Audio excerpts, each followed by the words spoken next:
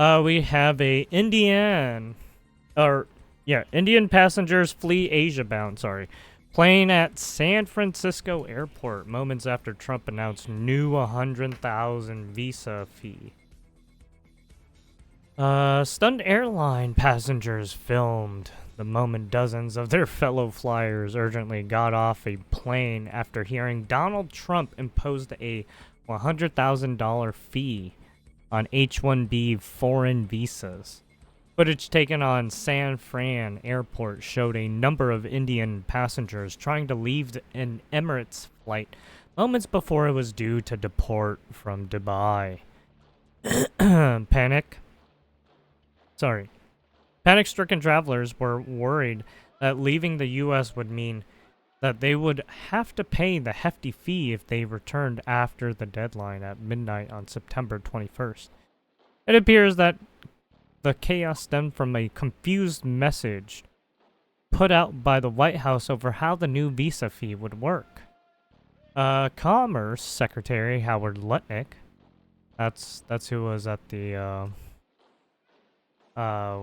fucking UN meeting too, or event, said Friday that the fee would be an annual cost, before the White House said Saturday that it was a one-time fee. The restrictions would also not impact existing H-1B holders. However, the confusion over the sudden announcement sent flyers on the India-bound flight into a frenzy. Everyone freaking out. Passenger Masood Rana, who filmed the moment travelers tried to exit the plane, said he was delayed by over 3 hours due to turmoil on board. Typically, passengers are not allowed to leave a plane once boarding has begun. However, many could be seen leaving as the pilot addressed the unprecedented situation over the loudspeaker. Somebody, I have to. Everyone's freaking the fuck out.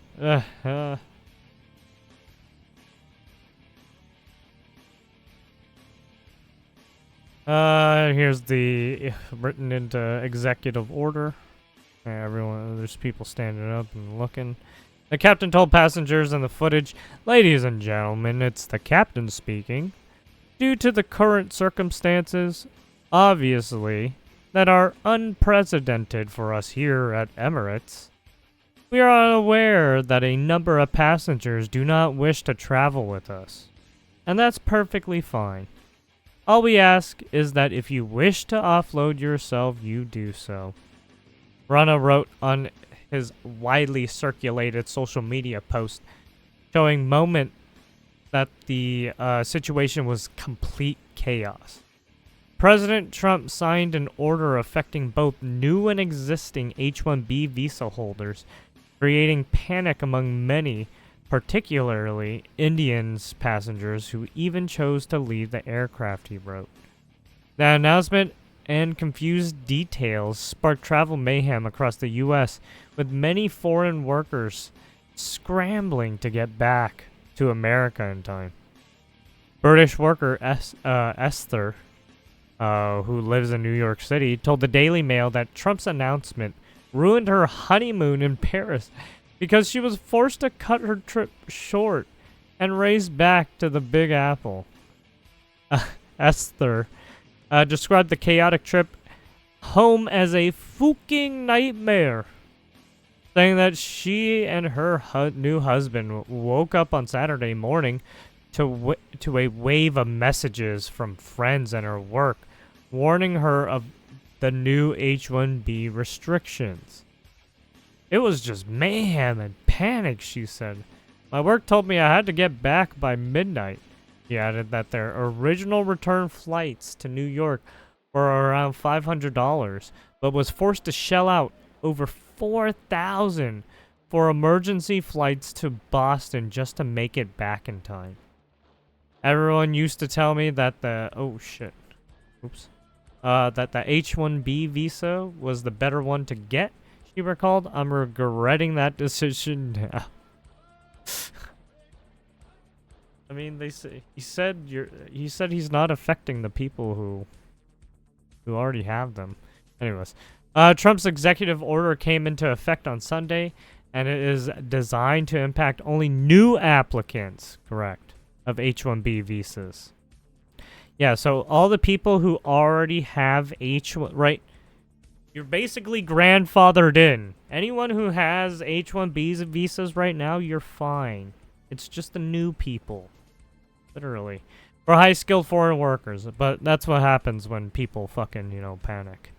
While critics have argued that the visa is damaging to the American workforce, its supporters, including Elon Musk, have claimed that it is vital for attracting high-skilled global talent. A separate order signed by the U.S. president saw the introduction of a new gold card designed to help fast-track certain visas for those willing to make a significant financial gift from 1 million, British pounds that looks like? Because this is, UK land. Up to 80,000 highly valuable gold cards are set to be readily available, with the program currently in its implementation phase, according to U.S. Commerce Secretary Howard Lutnick. So basically, they're going to see what's going to happen with this program.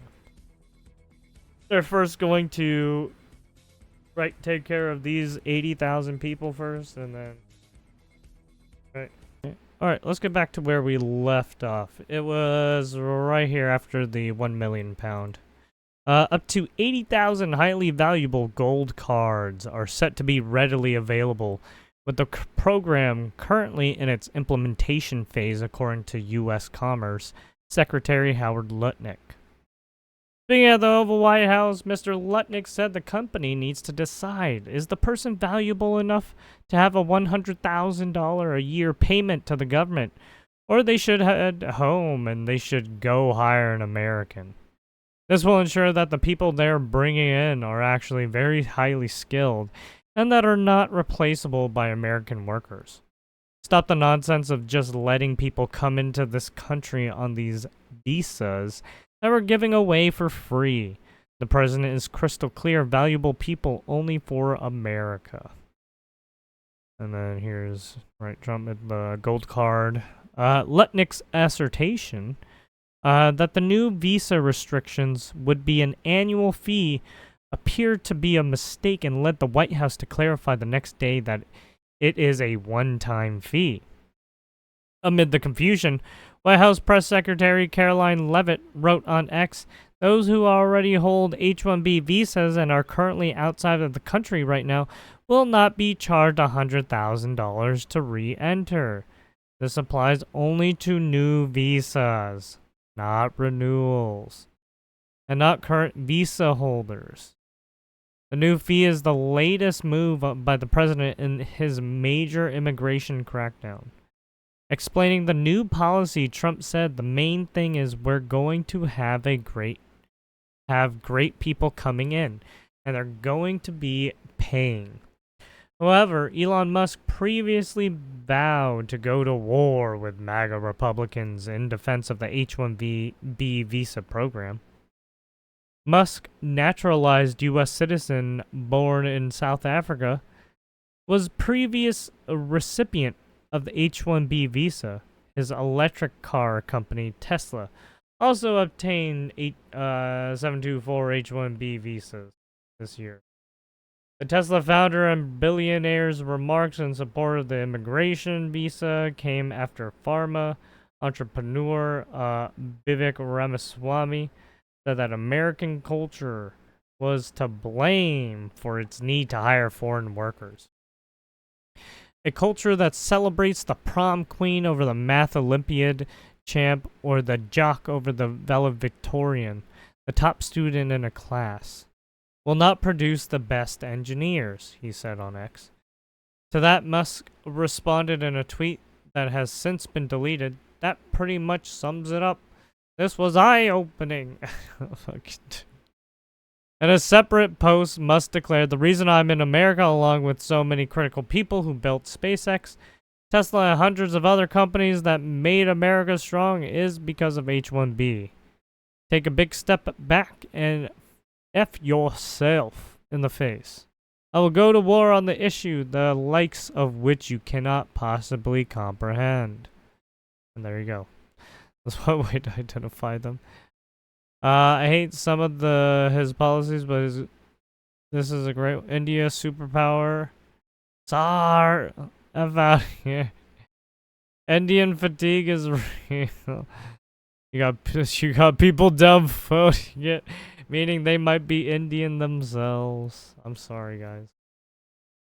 Hey, if you can't make stereotypical jokes about your own fucking countrymen, I mean, what can you do, right? Anyways, on to the next. Drones over Denmark linked to other Russian incursions. Most serious attack on Danish critical infrastructure to date. And then we got, drones that flew over Denmark, crippling a major airport, were part of an alarming wave of Russian incursions in Europe. Prime Minister Mette Frederiksen, that Tuesday, calling it the most serious attack on Danish critical infrastructure to date. Frederiksen, slammed Monday night's incident as a clear assault on our nation and part of the recent incursions over Poland, Romania, and Estonia. While Frederiksen stopped short of directly blaming Moscow, she called it part of a sinister goal to disrupt and create unrest. During a tense period when Russian UAVs regularly trespassed Europe's airspace. Well, I mean, that's right. Russia trying to probe shit, right? Come on, let's be real. We are obviously not ruling out any options in relation to whom is behind it.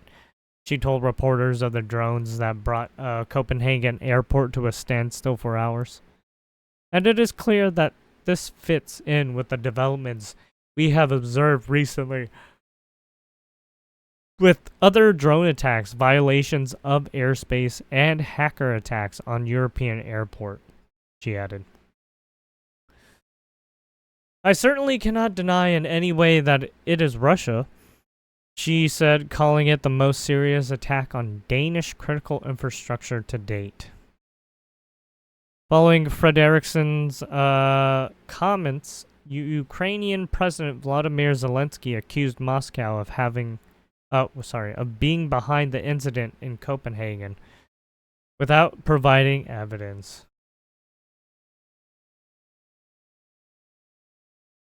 The Kremlin dismissed the claim, that Russia was involved as unfounded slamming it as a way to stoke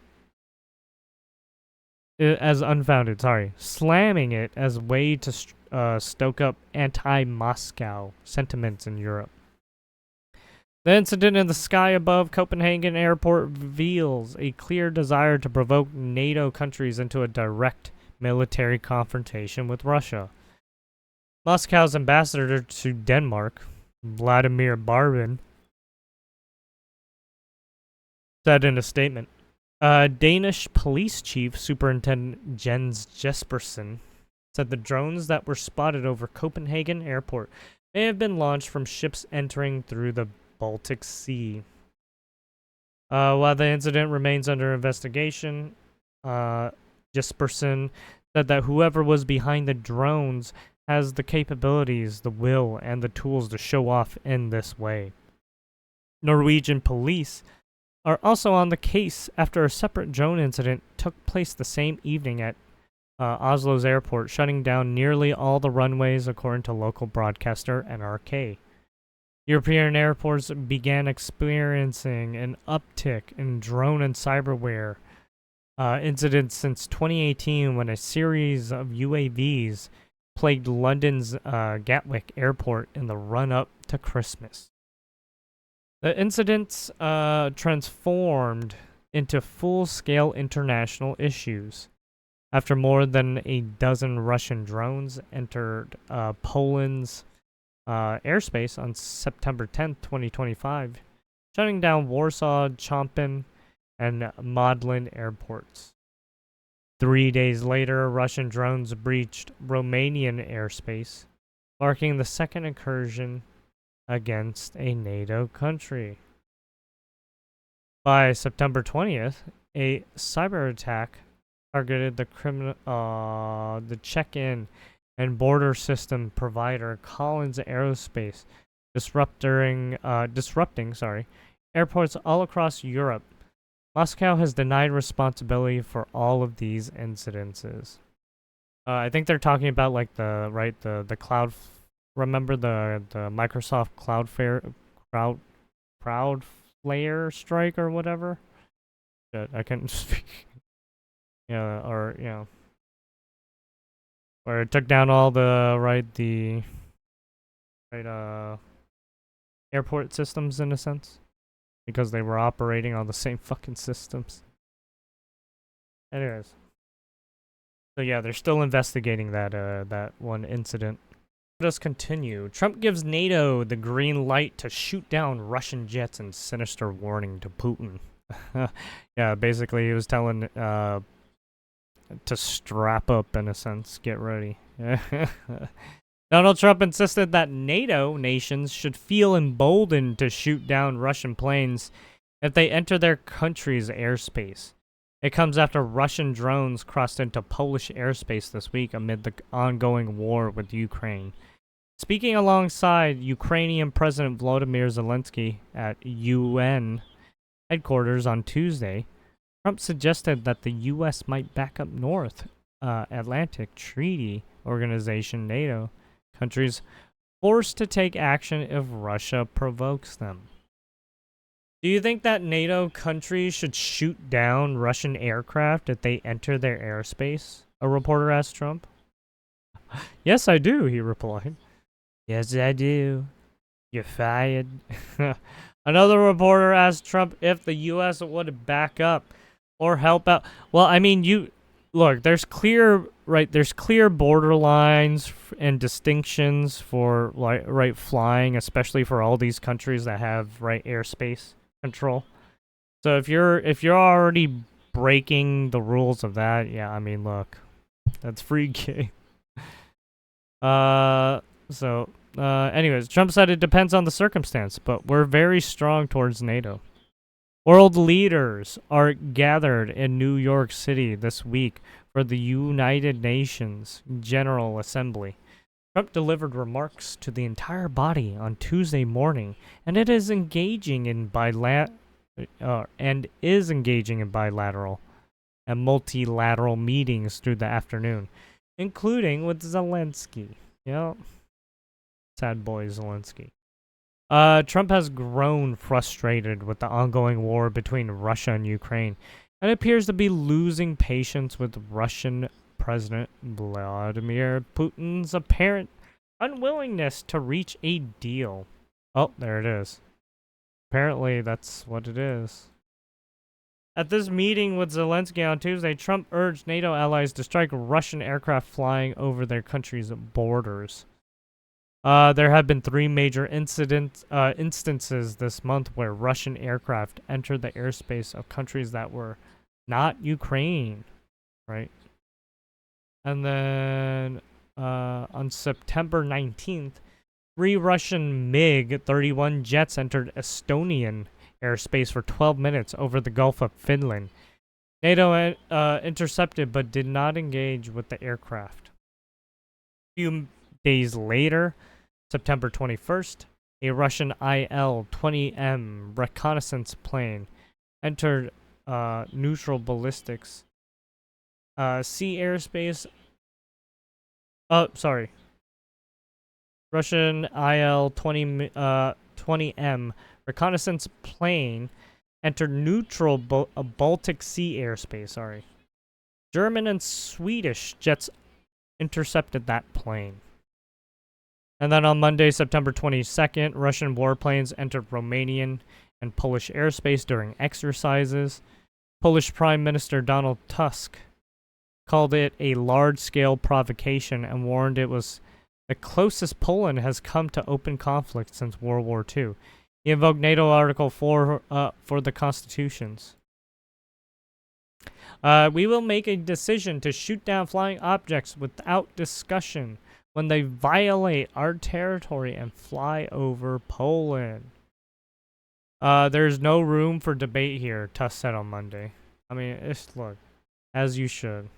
Right, if you see some fucking weirdo trying to fly over your airspace who's not even one of your own, and at that, not a not a certified or licensed person, you know, like, oh yeah, that's suspicious. Because look, you can do a lot of damage with just running a plane or running a helicopter into a fucking building, right? And Poland's deputy prime minister, Radoslaw Sikorski told the UN Security Council on Tuesday if another missile or aircraft enters our space without permission and gets shot down, please don't come here to whine about it. You have been warned. Russia has denied intent and claims the range limits of their drones could not reach Poland. Moscow blamed electronic warfare disruptions for their aircraft evening foreign airspace. Uh-oh. Who's going to buy that? Trump welcomed Putin for a third-hour meeting in Anchorage, Alaska on August 15th. It was their first in-person summit since Trump's re-election and was aimed at the U.S. president's help to negotiate terms to end the war with Ukraine. Putin's visit to Alaska marked the first time the U.S. hosted a meeting with a Russian president since 2007. Walking away from the meeting, Trump said that he wanted to see Putin and Zelensky hold talks without him and that he would help facilitate a deal if needed. The two have failed to set up a bilateral meeting since then, and the war has raged. No one wants, I guess nobody wants to talk to each other. No. Or at least Zelensky wants to talk. But then Zelensky wants certain insurances, and then Putin's like, yeah, no, I don't want to give you those insurances. Probably. Well, not just insurance, right? He doesn't want to give up certain things, probably, that Zelensky wants, right? So, yeah. Anyways, there you have it. How big is this one? I think let's read this one. It's short. And then Sean Diddy Combs asks judge for release on time served for prostitution conviction. Sean Diddy Combs' lawyers on Monday urged a New York federal judge to give the music mogul no more than 14 months in prison for his prostitution conviction, a sentence that would see him walk free almost immediately if granted. The lawyers urged Judge Aaron Subramanian to free him in the written submission, even though the judge has already rejected a proposal of $50 million bail package. Holy shit. They included nearly 70 letters of support from Combs' inner circle. Among them is mother Janice, sister Keisha, children Justin Chance, Delilah, and Jesse. Well, I mean, they do that because they're trying to paint him in a favorable way, even though he did some heinous shit. Record producer Dallas Austin and Donna Tran, the mother of the youngest daughter. The filing revealed Combs has finally sobered up in prison after 25 years of drugs and alcohol abuse. Well, that's because he was forced to. What do you mean? That's because he fucked up real bad, and then he was forced to because they locked him up.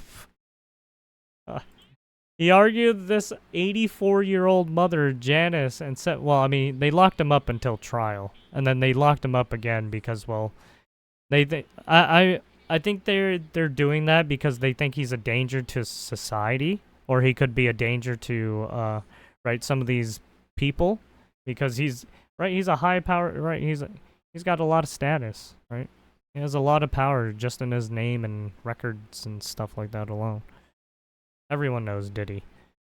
Janice pleaded, where were we? He argued that his 84-year-old mother, Janice, and 7 of his children rely on him.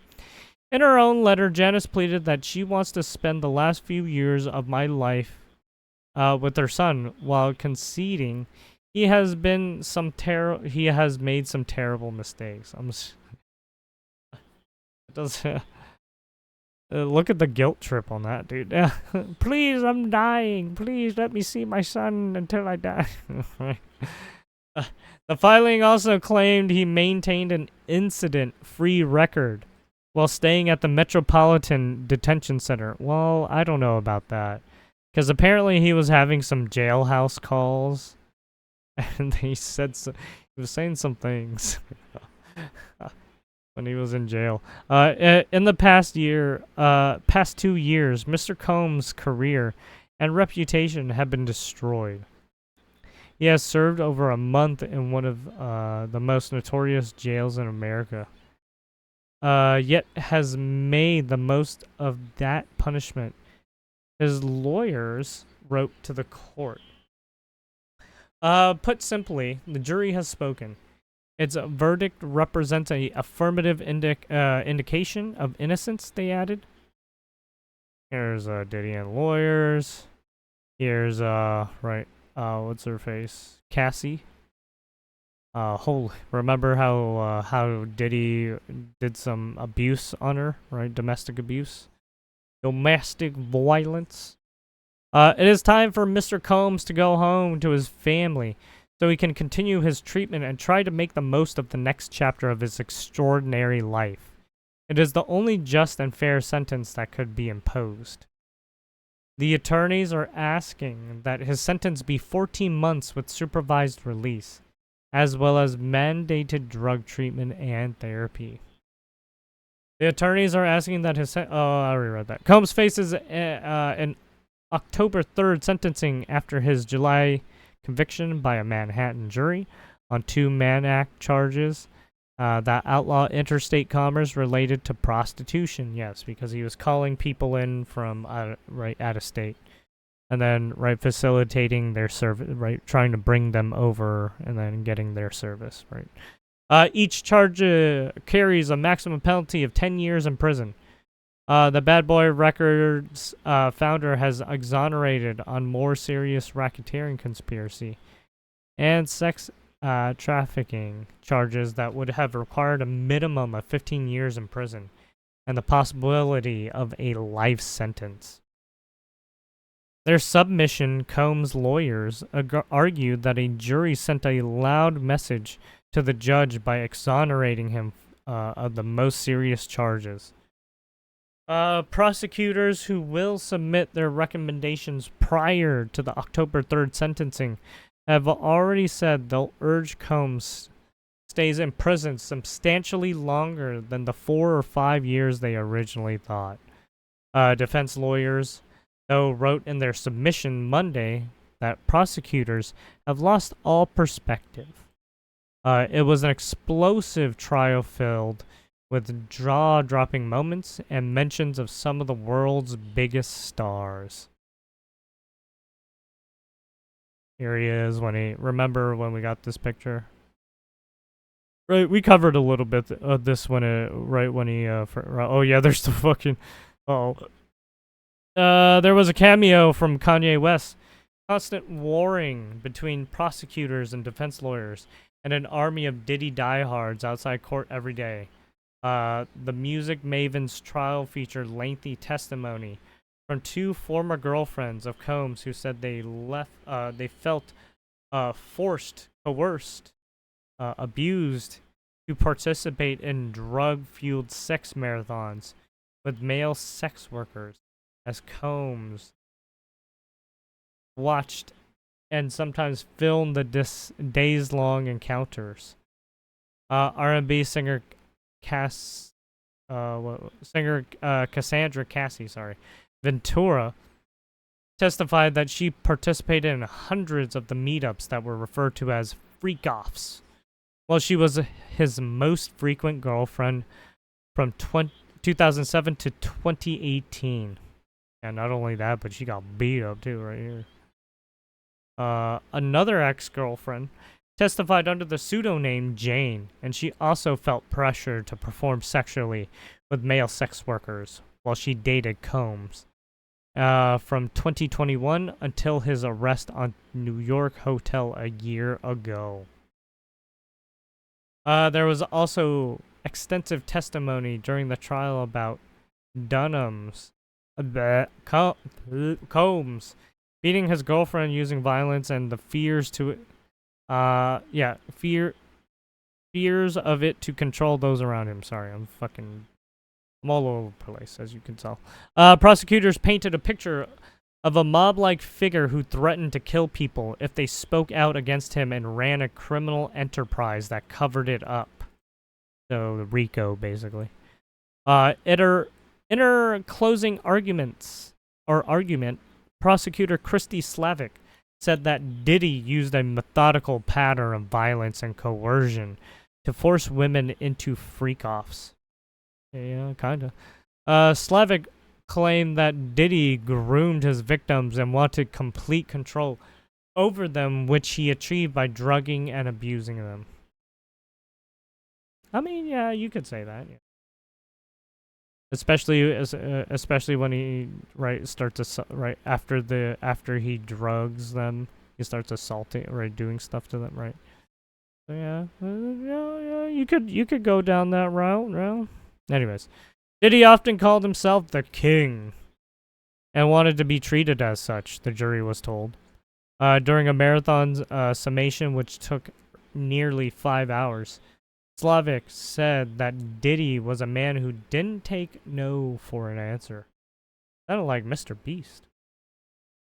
She described him as a leader of a criminal enterprise who had a group of loyal lieutenants ready to protect him. Emily Ann Johnson, another prosecutor, rejected the idea that Diddy was on trial for his sexual proclivities. She said, "Let me be very clear. This case is not about a celebrity's private sexual preferences. The evidence will show. The sexual conduct an issue in the case was coercive and criminal because the defendant made women have sex when they didn't want to." A defense lawyer at trial conceded that there was a domestic abuse, but said that charges brought by prosecutors were not proven. Well, I mean, that's because they didn't bring it to trial, right? That's the only reason. His lawyer said that he was a complicated man who was sometimes a jerk who admitted to beating up women. So, that's basic. That sums it up right there. Right. That's acknowledging, right? That's taking accountability that, hey, yeah, he fucked up.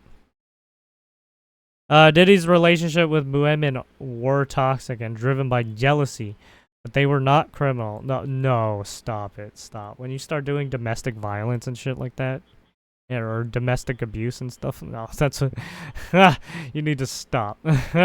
You're criminal. Just because it wasn't found in the court of law to be criminal, dude, you assaulted someone. What are you doing? Right? You forcibly made someone to do sexual acts for you under the threat of abuse or physical harm. Opening the case, Tenny Garagos, told the court, "The evidence is going to show you a very flawed individual, but it will not show you a racketeer or a sex trafficker." Yeah, I mean, given that whole case, hearing all that the whole case and everything, they couldn't get him on basically sex trafficking. Even though I guess there's a certain distinction that needs to be met. But yes, he was not considered a sex trafficker. Right. According to Garagos, even though Diddy was kinky, the government shouldn't prosecute him for what he did in the bedroom. Well, I mean, he paid individuals, flew them or bought them a vehicle to be, right, to bring them out to do these jobs, did you not? And some of them were out of state too, right? So it's like, not only that, but you did a bunch of drugs and possibly abused a lot of people, right? Right, especially with all the drugs around, it's hard to say what the fuck happened because everyone's under the influence. The jury has shown the jury was shown multiple clips of the freak-offs, which made one black female juror grimace while another put her hand to her face. The X-rated material was not released to the public. Well obviously, because it's like it's like a amateur snuff film, right? It's like a little porno film flick.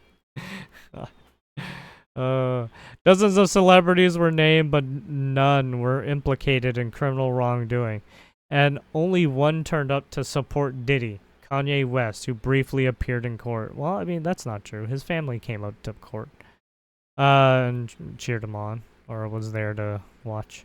Ultimately, the prosecution's arguments weren't enough to convince every juror of his racketeering conspiracy guilty. The jury initially returned a split verdict on the racketeering conspiracy charge, right? But they were quick to reach a verdict on the first 4 charges. His defense requested he be freed on a $1 million bond, but he was denied bond and must remain in jail until his sentencing hearing on October 3rd, which is coming around the corner, right, in like a week. Yeah. Prosecutor Maureen Comey, who has since been fired by Trump admin, said in July that the government will seek a 20-year maximum for Combs. Yeah. Basically, I think Maureen Comey, right, from the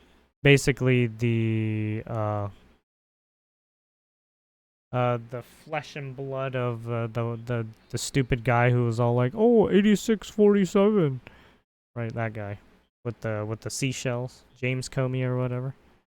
Yeah, that's Maureen Comey is the daughter, I think, or wife. I don't remember. Anyways, there you have it. So she's a paid actor to fuck you over. Anyways, I will leave all the links in the description like usual, and yeah, there we have it.